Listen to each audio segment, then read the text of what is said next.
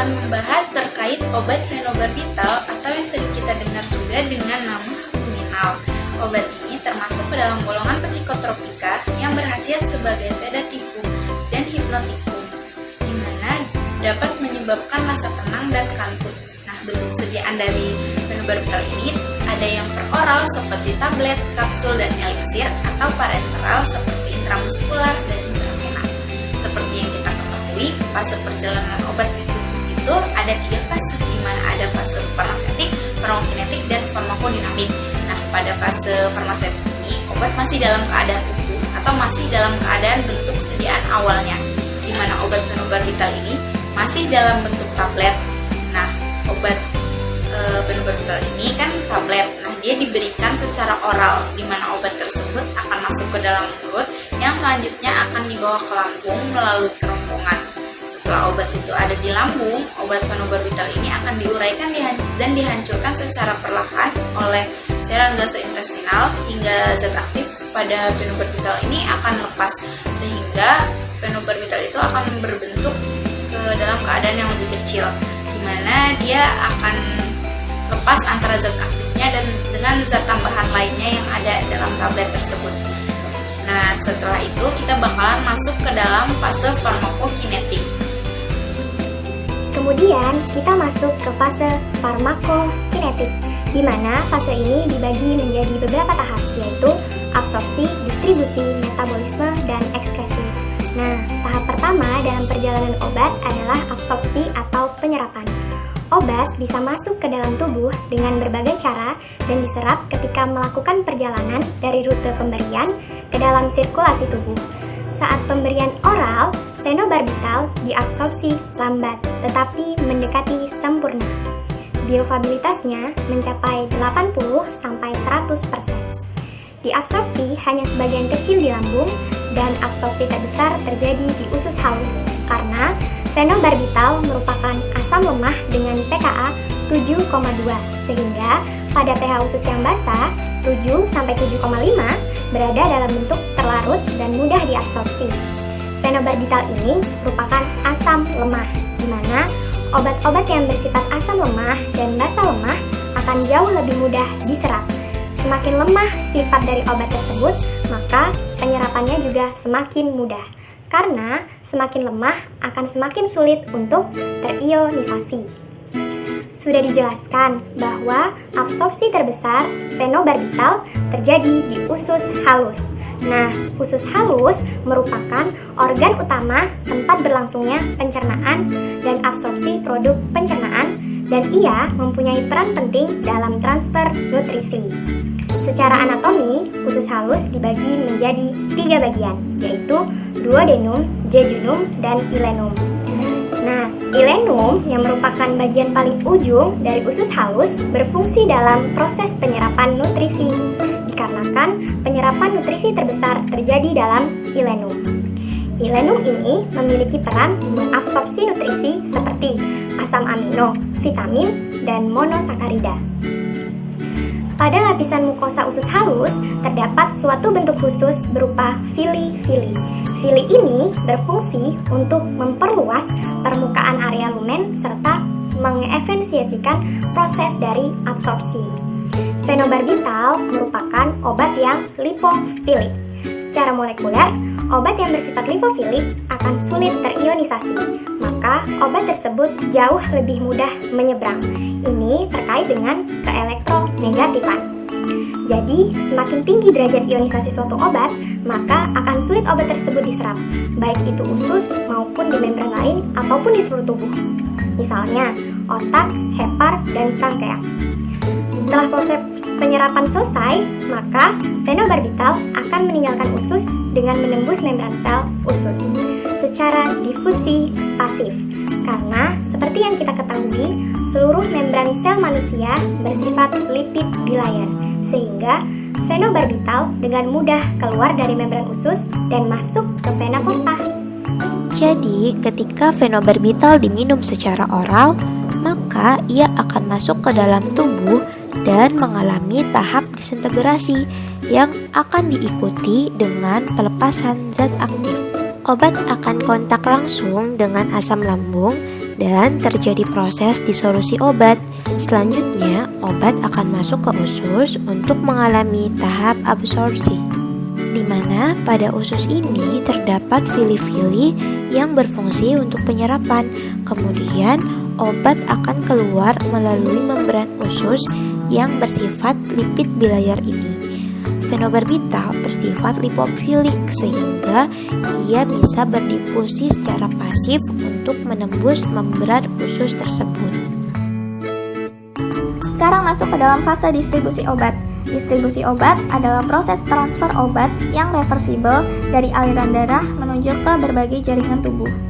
Fenobarbital termasuk ke dalam obat asam lemah yang bersifat lipofilik dan dapat didistribusikan ke banyak organ vaskular. Fenobarbital dapat berikatan dengan protein plasma berupa albumin yang berfungsi untuk mengontrol obat bebas. Jika kadar albumin ini menurun, maka obat bebas yang beredar dalam tubuh ini akan meningkat, sehingga apabila hal tersebut tidak dikontrol oleh albumin, akan dapat menyebabkan toksik pada pasien. Terus bagaimana caranya obat dapat terdistribusi sampai ke reseptor dan menimbulkan efek? Pertama-tama, obat akan masuk ke dalam tubuh secara oral. Setelah diabsorpsi, obat itu akan menjadi lebih lipofilik dan mengalami transportasi ke vena porta. Obat bebas tersebut akan menuju ke hati untuk melakukan metabolisme fase 1, mengubahnya menjadi lebih polar. Setelah itu akan dilanjutkan ke vena sistemik. Di vena sistemik akan ada beberapa alur. Yang pertama masuk ke organ jantung, terus masuk ke paru-paru, kembali lagi ke jantung, setelah itu berakhir ke aorta. Di aorta akan diteruskan terus sampai ke pembuluh kapiler. Di dalam dinding kapiler akan menuju ke cairan interstisial atau ekstrasel dan berpenetrasi masuk ke dalam cairan intrasel, yang dimana di dalam cairan intrasel itu terdapat reseptor. Di dalam reseptor, obat akan saling berikatan dan menimbulkan efek. Kekuatan ikatan antara reseptor dengan obat itu menyesuaikan dengan afinitas obat tersebut. For your information, pada kasus obat fenobarbital ini, kadar obat dalam otak itu lebih rendah daripada kadar obat dalam plasma. Sedangkan kadar obat dalam saliva itu sebanding dengan kadar obat dalam plasma, sehingga kadar obat dalam saliva ini dapat dijadikan acuan tolak ukur untuk menentukan berapa banyak kadar obat yang terdapat dalam plasma. Nah, terus bagaimana sih caranya obat ini bisa keluar ke tubuh? Nah, pertama-tama setelah menimbulkan efek, obat akan melepaskan ikatannya dengan reseptor dan masuk menuju ke cairan ekstrasel dan kembali lagi ke darah dengan cara menembus kapiler. Di dalam darah, fenobarbital akan didistribusikan ke hati untuk diubah menjadi lebih polar atau hidrofilik agar obat dapat diekspresikan 100% melalui urin. Nah, proses distribusi yang telah dijabarkan barusan ini berlangsung secara bersamaan, bukan bertahap, sehingga bisa jadi obat langsung tereliminasi atau langsung ke bagian hati atau langsung ke bagian reseptor dan menimbulkan efek dan lain sebagainya. Setelah fenobarbital keluar dari membran usus, maka akan ada obat yang bebas dan akan ada obat yang terikat dengan protein plasma. Untuk obat yang bebas akan mengalami fase farmakodinamik, yaitu obat berikatan dengan reseptor GABA dan menimbulkan efek anti kejang. Jadi, setelah fenobarbital itu dikeluarkan dari saluran pencernaan, maka akan ada obat yang bersifat terikat dan akan ada obat yang bersifat bebas, di mana untuk obat yang bersifat terikat ini, ikatan protein plasmanya itu sekitar 20-45% untuk fenobarbital. Dan untuk obat yang bebas ini, maka akan diedarkan melalui sirkulasi darah menuju hati untuk tahap metabolisme yang pertama kali, yaitu kita kenal sebagai first pass effect, di mana enzim yang dibutuhkan untuk fenobarbital metabolisme ini adalah enzim mikrosomal. Seperti yang kita ketahui bahwa enzim mikrosomal itu terdapat di retikulum endoplasmik, di mana fenobarbital harus melewati sel-sel hepatosit terlebih dahulu. Seperti yang kita ketahui bahwa fenobarbital bersifat lipofilik sehingga dia mudah untuk menembus membran sel hepatosit tersebut. Nah, enzim yang gak kalah penting untuk metabolisme di hati ini adalah enzim sitokrom P450 atau kita kenal sebagai CYP, di mana enzim sitokrom P450 ini memiliki banyak kemiripan bentuk atau isoform. Pada fenobarbital, enzim CYP-nya adalah enzim CYP2B6 dan enzim CYP3A. Nah, fenobarbital dihidroksilasi oleh hati menjadi p-hidroksilase fenobarbital, di mana hasil metabolitnya itu merupakan metabolit inaktif. Nah, perubahan-perubahan tersebut itu didasarkan oleh reaksi biokimia yang kita kenal sebagai reaksi fase 1 dan ada reaksi fase kedua. Nah, untuk reaksi fase pertama itu ada reaksi oksidasi, ada reaksi reduksi, dan ada reaksi hidrolisis di antaranya. Nah, untuk fase 1 ini, reaksi fase 1 ini, maka struktur fenobarbital itu akan ditambahkan gugus hidroksil, di mana tujuannya agar si fenobarbital itu yang tadinya lipofilik menjadi sifatnya lebih polar sehingga mudah untuk diekspresikan dari dalam tubuh. Nah, untuk reaksi fase kedua itu kita kenal sebagai reaksi konjugasi, yaitu penggabungan antara reaksi fase 1 dan ditambahkan oleh gugus yang lebih hidroksil seperti gugus glukorinil, gugus sulfat, dan gugus asetil, di mana tujuannya itu agar fenobarbital lebih mudah diekspresikan 100% dari dalam tubuh. Dan salah satu enzim yang berperan di reaksi fase 2 ini adalah enzim glukorinil transferase.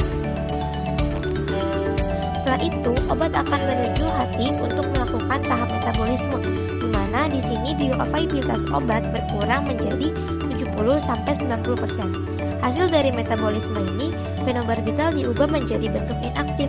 Terjadi reaksi fase 1 dan fase 2 di sini. Untuk mengubah fenobarbital menjadi lebih polar dan dapat 100% diekskresikan dari dalam tubuh. Ekskresi obat fenobarbital dan metabolitnya ke dalam urin meliputi 3 proses. Yang pertama filtrasi glomerulus, yang kedua pasif tubular reabsorpsi, dan yang ketiga aktif tubular sekresi. Sekitar 20-40% dari dosis fenobarbital akan diekskresikan melalui urin dalam bentuk utuh dan sisanya akan diekspresikan dalam bentuk metabolit p-hidroksi dan konjugat glukoronida. Nantinya fenobarbital yang terutama yang diekspresikan melalui urin akan masuk ke mekanisme yang namanya pH dependen atau perubahan pH urin. Interaksi obat karena perubahan pH urin ini nantinya akan berakibat kepada clearance ginjal melalui perubahan jumlah reabsorpsi pasif di tubuli ginjal. Selanjutnya, apa sih si clearance ginjal itu? Clearance ginjal itu merupakan volume plasma yang akan dibersihkan dari obat per satuan waktu. Selanjutnya, interaksi fenobarbital dengan obat lain akan bermakna klinik jika fraksi obat yang diekspresikan itu sebesar lebih dari 30% dan obat berupa basa lemah dengan pKa 7,5-10 atau obat berupa asam lemah dengan pKa 3-7,5. Misalnya interaksi fenobarbital yang memiliki sifat asam lemah berinteraksi dengan obat yang membasahkan urin seperti antasida, akan mengakibatkan penurunan clearance ginjal dan efeknya juga akan menurun. Paru fenobarbital untuk berkurang separuh konsentrasinya pada orang dewasa membutuhkan waktu 50 sampai 170 jam dan pada anak-anak itu sekitar 30 sampai 70 jam. Nah, untuk eliminasi obat fenobarbital ini mengikuti kinetika orde pertama, yang artinya untuk berkurang separuh konsentrasinya adalah konstan tanpa memperhatikan konsentrasi awal si obat fenobarbital. Kemudian fenobarbital akan menuju ke ginjal, masuk melalui arteri renal dan akan kontak dengan glomerulus untuk melakukan proses filtrasi.